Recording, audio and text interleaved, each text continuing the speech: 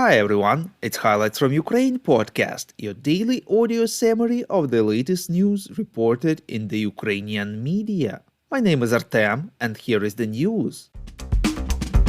403 days less the Russian invasion of Ukraine. In his evening video address, President of Ukraine Volodymyr Zelensky informed that Russian forces shelled the city of Kostiantynivka in Donetsk Oblast, hitting residential areas. In the result of the attack, 6 civilians were killed and 11 injured. In the Sumy region near the Russian border, they shelled the city of Konotop, killing 2 civilians.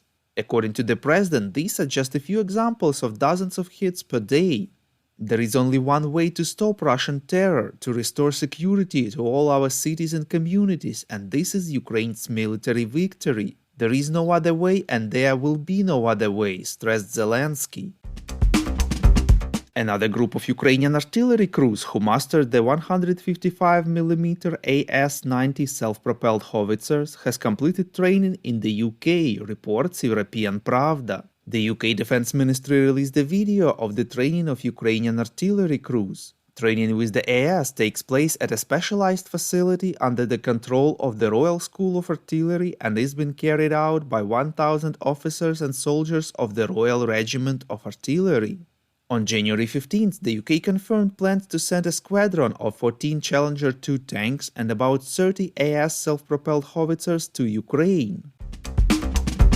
Russian military blogger and propagandist Vladimir Tatarsky, real name Maxim Fomin, was killed yesterday in an explosion in a cafe in central St. Petersburg, Russia, reports Ukrainska Pravda.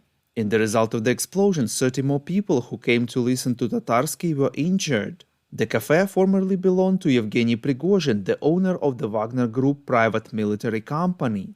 According to the Russian media Fontanka, Tatarsky was given a statuette of him by a young woman. It had been rigged with explosives. He thanked her for the gift and she took her place in the room. The explosion occurred 5 minutes later. The guest sitting in the front row sustained the most serious injuries. The police are searching for the woman who gave the statuette to Tatarsky. Tatarsky, or Fomin, was born in Makiyivka, Ukraine, where he worked as a miner, then as private entrepreneur. In 2014, when Russia started its hybrid aggression in Donbass, Tatarsky was in prison in Horlivka for armed robbery. After the prison where he was being held was shelled, Tatarsky found himself free. Fontanka reported that he joined a Russian-backed militia. Tatarsky later served in defense intelligence but switched to journalism in 2017. In February 2022, he returned to the front as a war correspondent. He called on Russia to target civilian infrastructure, in particular hospitals, in order to kill more Ukrainians. We would really appreciate if you could recommend us to your friends and family, as well as share information on social media. This way more people would learn about the podcast and truth about Russia's invasion of Ukraine. France confirmed information about the death of a French volunteer who fought on Ukraine's side in the International Legion ranks, reports European Pravda. The French media Le Monde said a French volunteer called T was killed in Ukraine last week. He became the 8th French citizen to be killed during the fighting in Ukraine, after 30-year-old Kevin David, a volunteer who was killed by Russian troops near Bakhmut. Earlier it was reported that 40 Georgian nationals have already been killed in action in Ukraine during the full-scale war. Over 5 million Ukrainians received a temporary protection status in EU countries, reports Censor.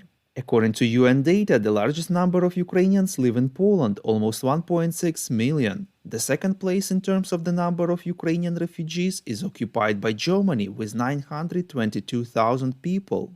Over 500,000 Ukrainians found refuge in the Czech Republic. It is reported that in total, since the beginning of the Russian full-scale invasion, more than 8 million Ukrainian refugees have been recorded on the territory of the EU. Later, some of them returned home or left for other countries of the world. We are a non-commercial initiative of just 2 people and we need your help to grow. Share information about the podcast, rate us in the app, subscribe to our Patreon. With your support, we're getting better. We call on you to demand from governments of your countries to impose the toughest sanctions possible on Russia and its citizens to stop their invasion of Ukraine.